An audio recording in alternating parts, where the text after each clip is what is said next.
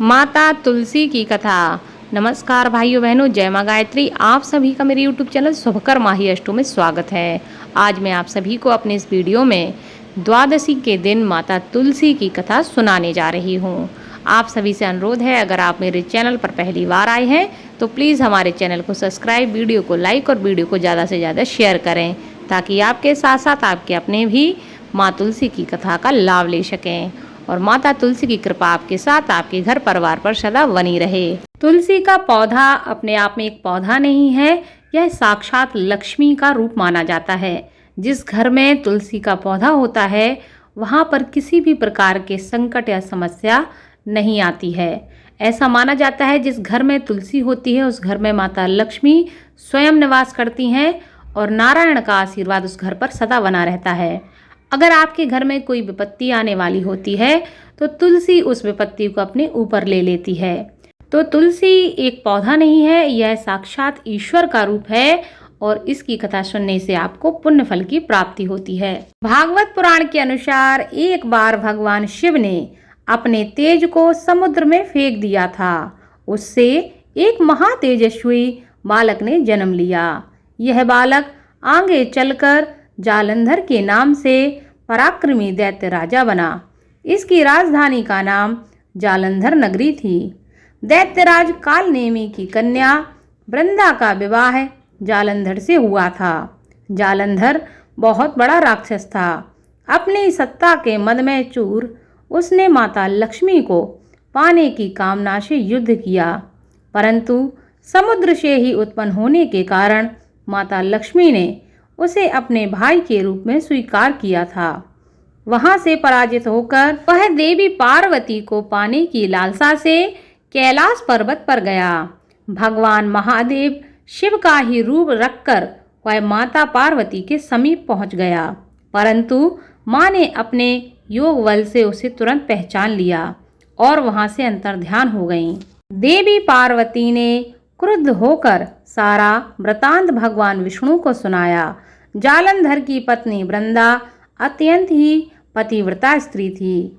उसी के पतिव्रत धर्म की शक्ति से जालंधर को कोई भी नहीं मार सकता था और ना ही उसे कोई पराजित कर सकता था। इसलिए जालंधर का नाश करने के लिए वृंदा के पतिव्रत धर्म को भंग करना आवश्यक हो गया था। इसी कारण भगवान विष्णु ऋषि का वेश रखकर वन में जा पहुँचे, जहाँ वृंदा अकेली भ्रमण कर रही थी। भगवान के साथ दो मायावी राक्षस भी थे, जिन्हें देखकर वृंदा भयभीत हो गई। ऋषि ने वृंदा के सामने पल में दोनों को भस्म कर दिया। उनकी शक्ति देखकर वृंदा ने कैलाश पर्वत पर महादेव के साथ युद्ध कर रहे अपने पति जालंधर के बारे में पूछा। ऋषि ने अपनी माया जाल से दोनों बानर प्रकट किए और बानर के हाथ में जालंधर का सिर था तथा दूसरे हाथ में धड़ था। अपने पति की यह दशा देखकर वृंदा मूर्छित हो गई। होश में आने पर उन्होंने ऋषि रूपी भगवान से विनती की, आप मेरे पति को जीवित कर दें। भगवान ने अपनी माया से पुनः जालंधर का सिर धड़ से जोड़ दिया, परंतु स्वयं ही वह उसी शरीर में प्रवेश कर गए। वृंदा को इस छल का जरा भी आभास न हुआ। जालंधर बने भगवान के साथ वृंदा पतिव्रता का व्यवहार करने लगी, जिससे उसका सतीत्व भंग हो गया। ऐसा होते ही वृंदा का पति जालंधर युद्ध में हार गया।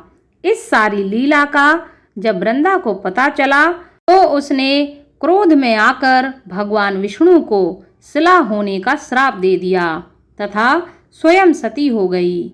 जहाँ वृंदा भस्म हुई वहाँ तुलसी का पौधा उगा।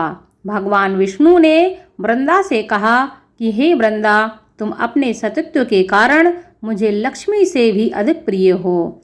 अब तुम तुलसी के रूप में सदा मेरे साथ रहोगी। जो मनुष्य भी मेरे शालिग्राम रूप के साथ तुम्हारी पूजा करेगा, तुम्हारा विवाह मेरे साथ करेगा, उसे इस लोक और परलोक में विपुल यश की प्राप्ति होगी। जिस घर में तुलसी होती है वहाँ यम के दूत असमय नहीं आ सकते। गंगा व नर्मदा के जल में स्नान तथा तुलसी का पूजन बराबर माना गया है। मनुष्य कितना भी बड़ा पापी क्यों ना हो, मृत्यु के समय अगर उस व्यक्ति के मुख में गंगा जल मंजरी से डाल दिया जाए तो उसके समस्त पाप वहीं के वहीं समाप्त हो जाते हैं। वह पापों से मुक्त होकर वैकुंठ धाम को प्राप्त होता है। जो मनुष्य तुलसी व आंवले की छाया में अपने पितरों का श्राद्ध करता है, उनके पितरों को मोक्ष प्राप्त हो जाता है। जो महिलाएं प्रतिदिन तुलसी का पूजन करती हैं, उनका सौभाग्य अखंड रहता है। वह जीवन भर अखंड सौभाग्यवती रहती हैं। इसलिए हर महिला को तुलसी की पूजा अवश्य करनी चाहिए ताकि उनके सभी मनोरथ पूर्ण हो और उनके जीवन में समस्त संकट परेशानी दूर हो जाए। बोलो माता तुलसी की जय हो। आपको यह कथा अच्छी लगी हो तो इस कथा को ज़्यादा से ज़्यादा शेयर करें, वीडियो को लाइक करें, चैनल को सब्सक्राइब करें और बेल आइकन को अवश्य दबाएं ताकि आने वाले वीडियो की नोटिफिकेशन आप सभी को मिल सके। धन्यवाद।